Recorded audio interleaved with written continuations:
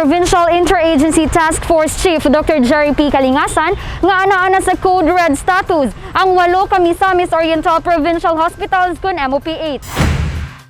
Tuig kapina ang pakigbatok sa kagamahan ng probinsya sa makapatay nga COVID-19 ug taliwala nga aduna gayud katala matag adlaw nga dugang kaso na maneho ug nabatukan kini og insakto sa kagamahanan. Wala na balda ang paghatag impormasyon ug ang makanunayong paghatod serbisyo ngadto sa katawhan.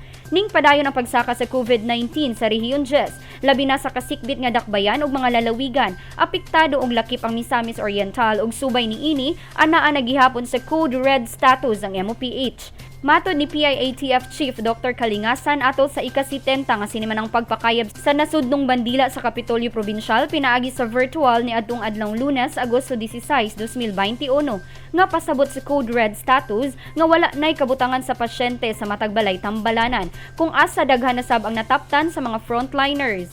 With regards to our 8 hospitals, ang atong 8 hospitals are steaming already with patients. Puno na gyud. Plus, daghanay sad sa atong mga kauban nga mga health workers sa atong hospitals are already infected and they're being isolated and quarantined today. So, kung baga nabutan na nato nga ang atong hospitals is already in a Code Red.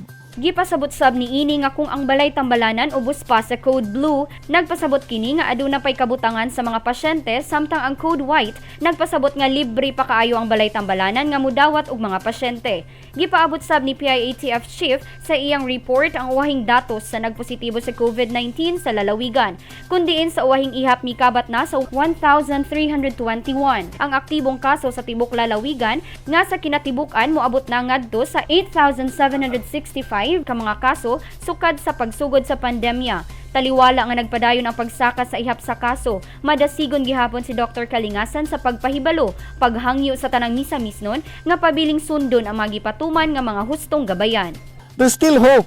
Basta we just follow restrictions, we implement what is supposed to be implemented for our health protocols.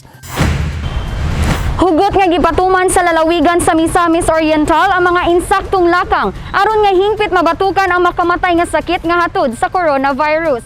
Si Governor Bambi Imano uban ang tibok puwersa sa PIATF misaad ng daan nga dili muundang sa paggiya sa tanan uban ang hangyo sa katawhan nga makooperar ug makigtimbayayong kay kini ang mga lakang alang lamang sa kaayuhan. Kauban si Charm Andy Pakamalan sa kamera. Ako si Lambo Regian Amor Maygay. Alang sa limpyog mataro nga panggobyerno, padayon Pilipino.